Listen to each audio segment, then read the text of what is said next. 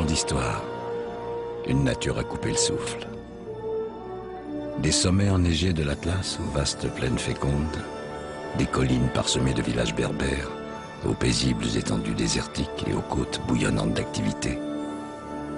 L'expression « terre de contraste », tant galvaudée, semble avoir été inventée pour le royaume chérifien.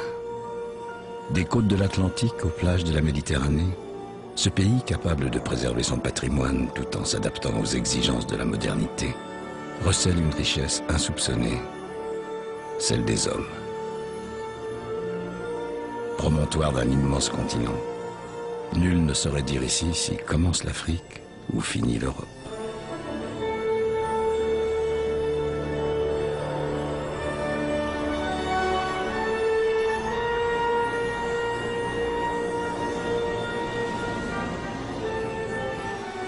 Au Moyen-Âge, on considérait que c'était la pointe occidentale du monde. On l'appelait l'extrême Occident, ce qui traduit en arabe lui a donné son nom, Maroc.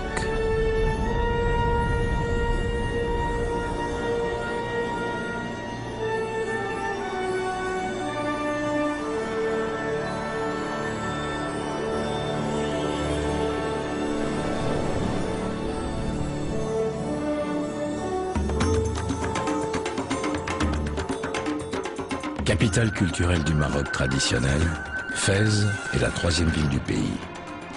Sa mosquée, Karaouine, siège de l'université, demeure l'un des centres intellectuels majeurs du Maghreb depuis l'époque médiévale, qui voyait les savants du monde entier affluer vers ses prestigieuses écoles de médecine, de mathématiques ou d'astronomie.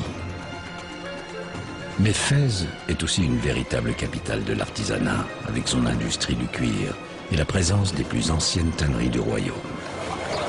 Celle de Chouara, établie depuis le Moyen-Âge dans la Médina, est aussi la plus grande. Ghali Rahali est maître artisan, fonction la plus élevée de la tannerie, comme son père l'était avant lui. Je vais au marché pour acheter les peaux et rien qu'au toucher, je sais immédiatement ce que je vais faire avec, quel produit je vais pouvoir créer. Et puis on se rencontre, on négocie les prix, on peut marchander.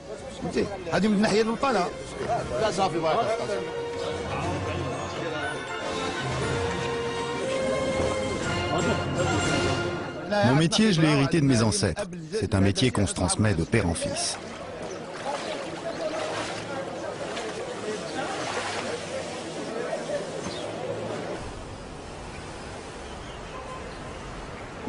Dans un premier temps, j'achète moi-même les peaux. Ensuite, ce sont les ouvriers qui s'appliqueront à retirer la laine et à disposer les peaux dans les tanneries.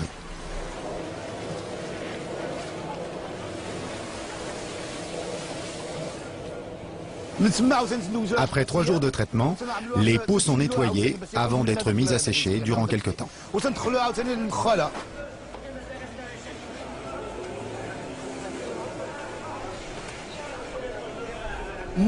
Ensuite, on remet les peaux dans les tanneries afin de les colorer avec des produits naturels. Tous les produits qu'on utilise ici sont 100% naturels.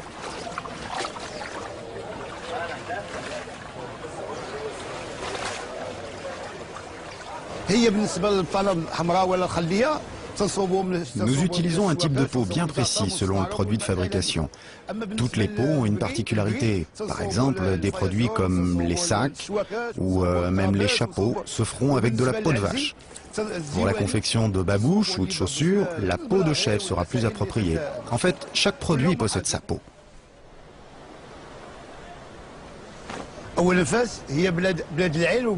Fès, c'est la capitale culturelle du Maroc, mais elle est également reconnue comme la ville du tannage. Nous continuons à travailler comme l'ont fait nos ancêtres, les premiers tanneurs de Fès, ce qui fait notre réputation dans tout le pays. Quand Moulay Idriss, le fondateur de Fès, est arrivé ici, il a commencé par construire des tanneries. Les Juifs ont été les premiers à se lancer dans le métier. Et après leur départ, nous avons repris et entretenu cet héritage. Aujourd'hui, nous travaillons toujours de la même manière qu'à l'époque.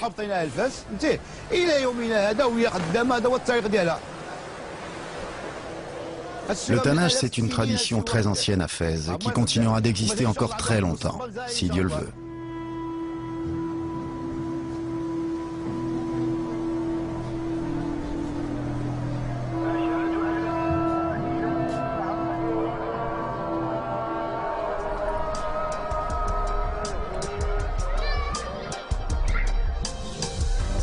La plus ancienne des villes impériales marocaines représente un joyau vieux de 12 siècles, dont la Médina, véritable labyrinthe d'une cité hors du temps, est classée au patrimoine mondial de l'humanité.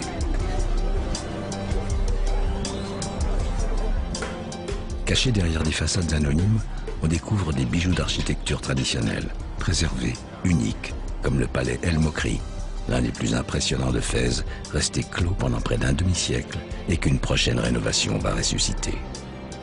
La résurrection de ce patrimoine exceptionnel, c'est le travail d'Abdelaziz El Moussaoui, architecte spécialisé dans la rénovation de Riyad dans le respect des méthodes traditionnelles.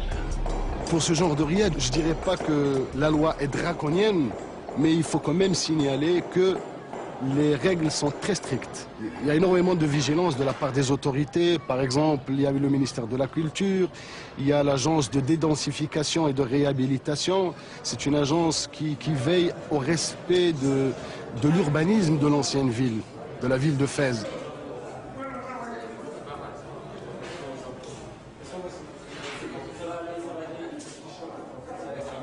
Les matériaux à respecter dans ce genre de riad, ils sont connus. Il y a le zélige. Le zélige, qui dit zélige en arabe, ce sont les petits carreaux qui sont travaillés à la main. Il y a le bois. Le bois, en général, pour ne pas dire à 99%, c'est du cèdre. C'est un matériau qui peut durer des siècles. Et puis, c'est un matériau local. Il y a le fer forgé. Il y a le plâtre. Le stuc, c'est le plâtre qu'on arrive à travailler, à sculpter.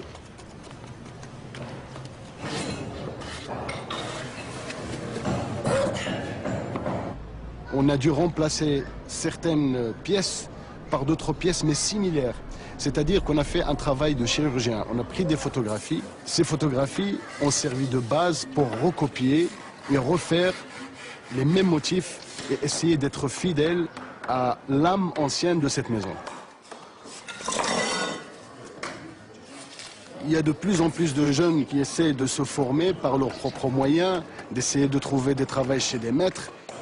Et de l'autre côté, il y a aussi la tutelle de l'État qui essaye, avec le ministère de la Culture, avec beaucoup d'organismes, de faire intéresser les jeunes à cet artisanat-là. Et pour que justement, ce genre de patrimoine et de joyaux ne soit pas laissé à l'oubli.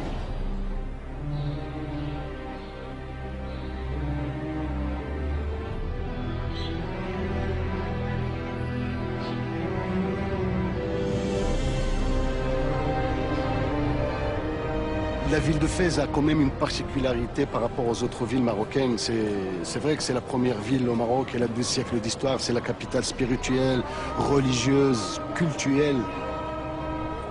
Elle a la particularité d'adopter les gens, cette ville. Elle est très cosmopolite. Et vous sentez que tout le monde veut appartenir à cette ville et tout le monde veut mettre du sien pour la sauvegarder, pour lui rendre hommage en quelque sorte. Parce que cette ville, elle reçoit et elle donne.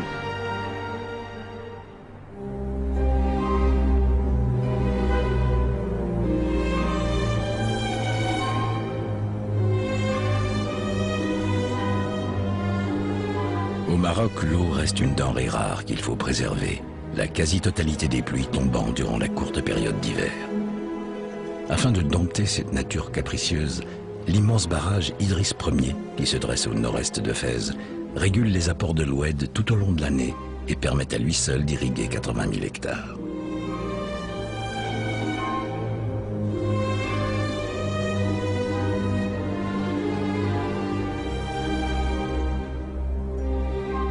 Coincés entre le Rif et le Moyen Atlas, ces grands espaces sont le terrain d'une agriculture variée, secteur clé de l'économie marocaine, puisqu'il emploie près de la moitié de la population active du pays.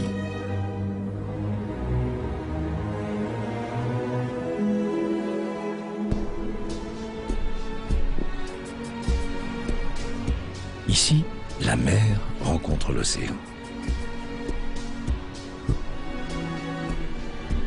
Aux portes de l'Europe, Tanger est depuis plusieurs siècles un carrefour de civilisation. Mais de la ville sulfureuse du début du XXe siècle, qui inspira Henri Matisse, Tennessee Williams ou Ernest Hemingway, il reste le charme de décors préservés et de légendes qui continuent à se raconter. C'est aujourd'hui devenu une vaste métropole touristique et commerciale.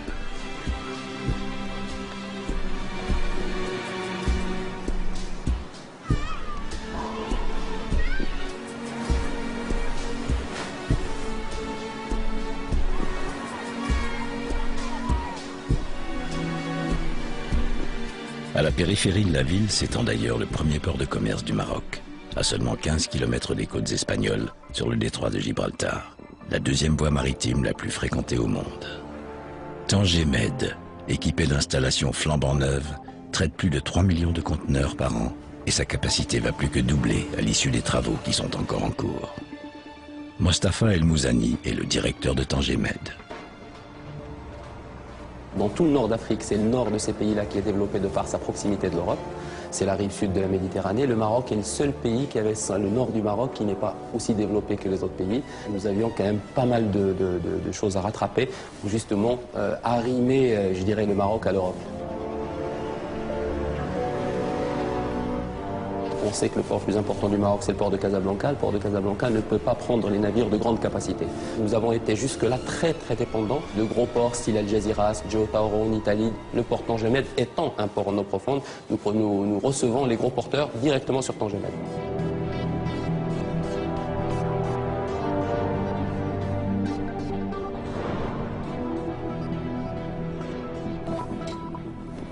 Nous sommes dans le détroit de Gibraltar, c'est 100 000 navires qui croisent nord, sud, est, ouest. C'est la bonne position et nous sommes heureux d'avoir choisi.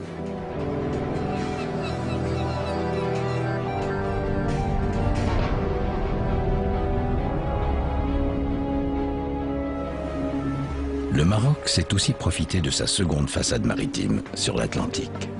Le climat y est doux. De vastes étendues de sable fin alternent avec des falaises.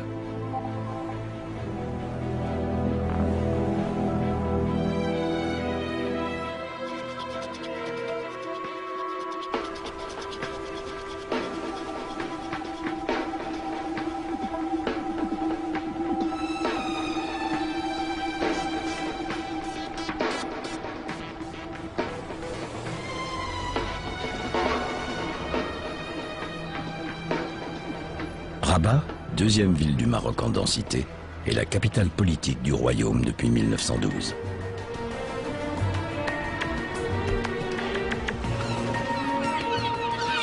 Avec Salé, située sur l'autre rive du paisible fleuve Bouregreg, elle forme une agglomération en pleine mutation, puisque des travaux pharaoniques sont en cours pour permettre à Rabat d'asseoir son statut de capitale sans pour autant négliger sa richesse culturelle et patrimoniale, dont le plus bel exemple est le quartier historique de la Casbah des Oudaya.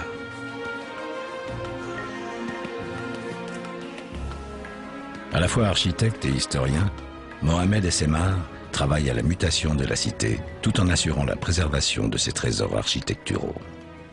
Si vous connaissez bien Paris, le meilleur quartier c'est le quartier latin et Montmartre bien sûr, et moi je dis les Oudaya c'est le Montmartre de Rabat. Hein. Il y a un passé, il faut le conserver. On est dans le présent, on est dans un Maroc du 21e siècle. Il faut construire un futur. Le tunnel des Oudaya, c'est à la fois du modernisme pour pouvoir fluidifier la circulation, résoudre le problème de circulation et tout, certes, mais on a conçu ce tunnel pour protéger les Oudaya, pour protéger la Médina de Rabat, parce qu'elle était agressée par la pollution auditive et la pollution des échappements, qui est justement une agression pour les parois et pour tous les monuments de la Casbah et la Médina de Rabat.